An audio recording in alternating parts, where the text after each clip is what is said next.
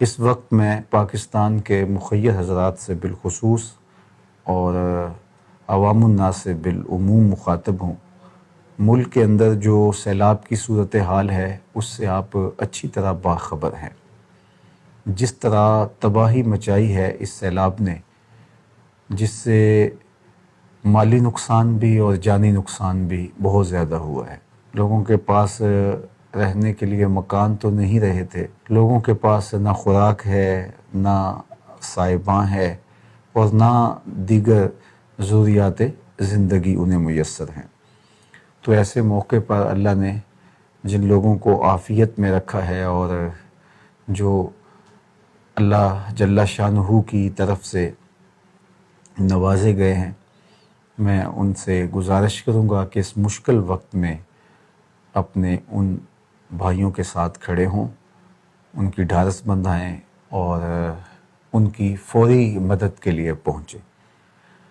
پاکستان بھر سے لوگ عملی طور پہ ان کے ساتھ کھڑے ہوں، بلکہ میری آرزو یہ ہوگی کہ پاکستان کی تمام مساجد سے ان کے لیے فنڈنگ ہو اور لوگوں کو ترغیب دی جائے اور اللہ کے حضور دعائیں کی جائے کہ مشکل کی اس گھڑی کو وہ ہمارے لیے آسان فرمائے اور پاکستان اس وقت جس مشکل اور گمبھیر صورتحال میں مبتلا ہے اللہ اس سے جلد نجات بخشے۔ ہر مسجد اپنے ذمے اگر کچھ لوگوں کی کفالت اور ان کو اس وقت فوری خوراک کی، خیمہ جات کی، دوائیوں کی ضرورت ہے وہ بہم پہنچانے کا اہتمام کرے، تو پاکستان کے اندر پھیلی ہوئی مساجد ہی ان کے دکھوں کا مداوع کر سکتی ہیں۔ اسی طرح جو اہل خیر حضرات ہیں وہ بھی اپنے مال کو اس راستے کے اندر پیش کریں، اور میں گزارش کروں گا جو لوگ جن کی سوسائٹیز ہیں وہ بھی ان لوگوں کو گھر بنا کر دیں، 10، 20، 50، 100 جتنے بھی ممکن ہیں۔ جو ہی پانی اترتا ہے تو اس کا اہتمام کریں۔ سرے دست ان کو خیموں کی ضرورت ہے، خوراک کی ضرورت ہے، دوائیوں کی ضرورت ہے، اور سب سے بڑھ کر آپ جب ان کے ساتھ درد اور مشکل کی گھڑی میں کھڑے ہوں گے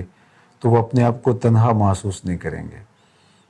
جن کا گھر بار بہہ گیا، کتنے لوگوں کے بیٹے،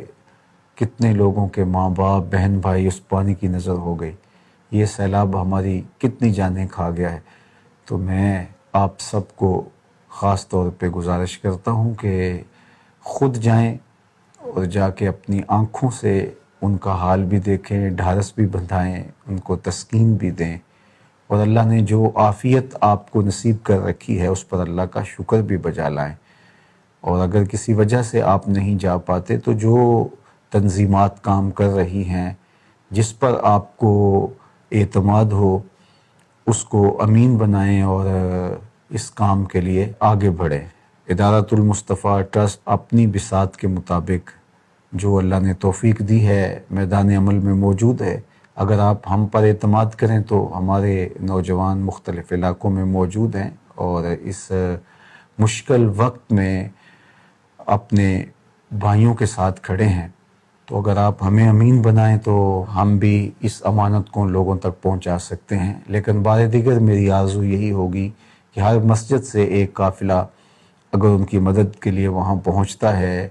سکولز کے قافلے وہاں پہنچتے ہیں، مختلف ادارے اور مختلف فیکٹریوں سے لوگ باقاعدہ ان کی مدد کے لیے قافلے ترتیب دے کر کے اور ان کے لیے ضروری سامان مہیا کرنے کے لیے وہاں عملاً خود پہنچتے ہیں، تو اس سے بہت ساری حوصلہ افزائی بھی ہوگی